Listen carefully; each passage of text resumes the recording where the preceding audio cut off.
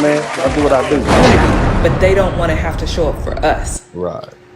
We're not doing that. We gave everybody an invitation on election day to join together, to be one, to be unified, to care about humanity, to really ensure democracy was not going to be threatened. And they chose to give it the keys to someone, to a felon at the end of the day, and who couldn't afford to be president. And so he got bought by somebody who could buy him. And now they want us to come together, and they looking for us. But guess what? They are looking for us. They want to know where we are. Get out there, we're going to be on the front lines. And when we get taken out, they're not going to have nothing for us. So I'm just saying this to my Black people. Do not react to what you're seeing. We protest in other ways with our money. Our ancestors protested with their bodies and blood. It's y'all turn. Ooh, somebody type bodies and blood in the chat room. Ooh, boy, that was powerful. You hear what she said? Our ancestors protested with their bodies and blood, and we protest with our money. That's what I'm. Thank you, baby. Baby girl, you get a hand. Boy, did you hear that? Boy, that I felt something well up in me right there. You hear that? Ooh-wee. And speaking of which, they act as if we don't have anything to do. Let me share some things with you all that have been going on recently. I just want you to understand what we're still dealing with right now. Okay. To the soldier the same way they hit what happened to Vanessa again, and we cannot let that happen again. It's been 374 days since this innocent life was taken. 374 days with no news coverage. 374 days with no arrest being made. 374 days that Fort Hood, now known as Fort Cavazos, has hid what truly happened to Corporal Clarence James White II, a 25-year-old dedicated Army soldier from Cincinnati, Ohio. Only one article has ever been published. No names mentioned. And I'm sure you're wondering why. That's because his life was taken by a fellow soldier who's still currently active duty. We have our own issues to deal with. You understand what I'm saying? Yes, you heard me right. The soldier that committed this homicide is still working. Yes, even though it's been ruled as a homicide, no charges have been filed. His life was taken just 10 miles away from his duty station. Even though they have changed the name, Fort Hood's games are still the same. Yeah. Do not let his family go without justice. Say his name. We got more. This is all stuff that's going on. I don't know why nobody talking about this. 8-year-old boy unalived by 2 white boys, 10 and 11. They were sentenced to. But listen up, Ma. 2 years. Whoever you are, there's no such thing now as going too far. You understand what I'm saying? This is what we're dealing with right now. And they want us to jump in front of the freight train that's headed for them so that they can stay here illegally. Stuff getting serious. We gonna end up going to war with Mexico. Now is the time to actually pick who you're loyal to. Now, we all know United States is a land of the free, and when you bring your ass over here, you chose to be on our team. The United States, I don't care where you from. You can be from Colombia. You can be from the damn Dominic. You can be from damn Mexico. But if you on United States soil, trust me, you are a fucking American, and you better step behind us because we are goddamn finna go to war with Mexico, bro. We have National Guard officials. These are people's children. And I just want you guys to understand something. Mexico, even though we're neighbors, anytime you're responsible or the people within your territory are responsible for tens of thousands of deaths of American citizens, then is that really an ally? I just want you to understand that. Is that really an ally? Think about that. Fentanyl has killed 76,000 Americans in the past year, I believe, a year or two. And you have a government that knows that this is going on and knows where it's going. They literally are allowing China to ship over the chemicals and whatnot that compose or that make these drugs. Is that really our friend?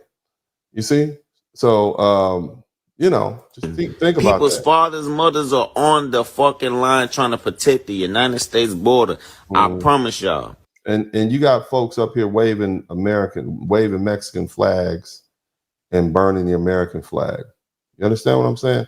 Now, This another is actually thing I want serious. to address, pick your side, but there's another subject that's kind of offshoot. I want you all to understand. See, for years, we've let everybody scream everything is racism. We've allowed, just recently, you had some congressmen who wouldn't allow it in a federal building, and they decided that they were just going to scream racism. He's not letting us in this Department of Education because it's racist. That's not racist. You just would like to trespass. You want your way. Everybody's been throwing racism around. Even when we're dead wrong, folks throw racism around. And so now the well is run dry. Listen to what this brother is saying. You want us to go out there and use our moral authority, right? And we kind of tapped out. I think black people need to understand that we don't really have any leverage anymore. We've lost all of our moral and we spent it. Social currency. I'm from Memphis, and apparently yesterday there was an all-out brawl with the police because a black woman was asked to leave an establishment while she was turned up off margaritas, and she said that she was being discriminated against, and this prompted her to go live and prompted people from the community to come out, which led to the county clerk showing up, getting arrested, and everybody getting in a fight with the police, and a disabled woman got maced. I understand that racism and inequity and discrimination is very much so alive, and there's a lot of people that hate black people, but I need us to understand that our window closed for any civil rights fighting. And we sped that up. We sped it up because we allowed everybody to label everything racism. You see what I mean? And that was our fault. We allowed other people to use our fight, and they spent our money for them. We jumped in front of these other people's problems, whether we're talking about the alphabet community, whether we're talking about white women's rights, other minority groups' rights. We lent our social currency to them, and now it's spent. And we still have black people being unalived in the same way that they've been getting unalived by the police, just disappearing, and so on and so forth. And I'm tired of us living from tragedy to tragedy. We had our chance to develop our communities as we amass wealth and recognition, and we use that to promote greed. We use that to promote opulence. We use that to promote ignorance and debauchery. So now we're in a position where people are still trying to fight the power, and they're still trying to get some sort of equity and get some sort of inclusion, and it's fucking done. Like that ship has sailed. Nobody gives a fuck anymore. We as a community have to understand that the only thing that we can do now is strengthen our skills, our communities, and our spirit, because nobody else is coming to help you. Nobody. You hear what that brother said? Nobody else is coming to help you. And so you got folks out here that want us to jump in front of their cause. Because see, there's going to be plenty more causes. This is just the cause of the day. Okay. Protesting people who are being deported illegally, or illegal immigrants, right? Who cares? Yeah. So I want you to understand that. Now, that being the case, family, as I said earlier, the environment has changed. All right. Now, we are in a different time period now. Shout out to everybody in the chat room. Please subscribe to the channel if you have not already. Hit the #1 button.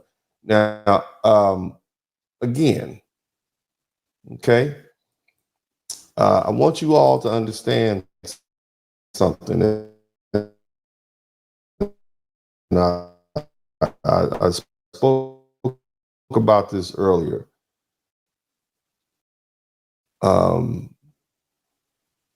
A lot,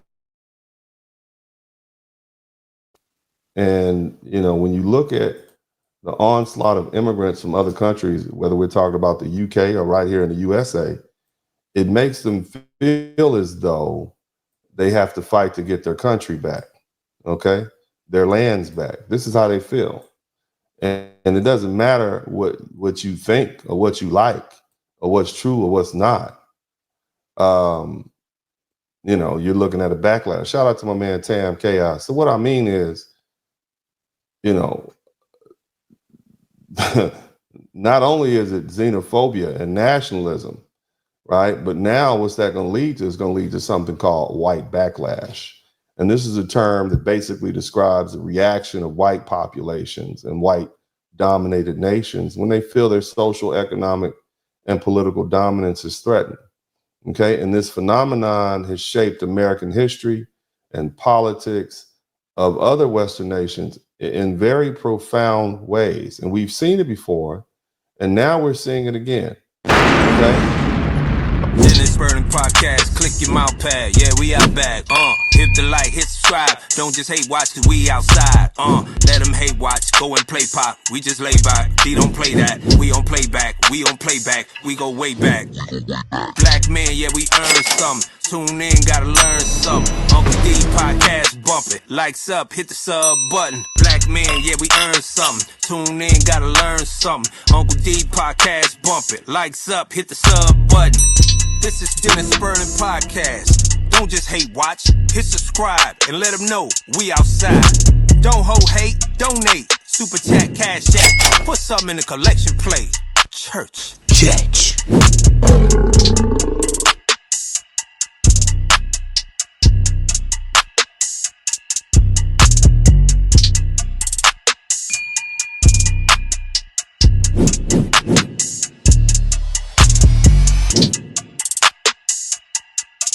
And I want y'all to make sure y'all hit the number 1 button. And we're going to kind of get back to what we like to do over here, man. I need y'all to check in at a certain point when it's time to check in. I need to checking in to start happening again. We got to go ahead and get this algorithm pumping.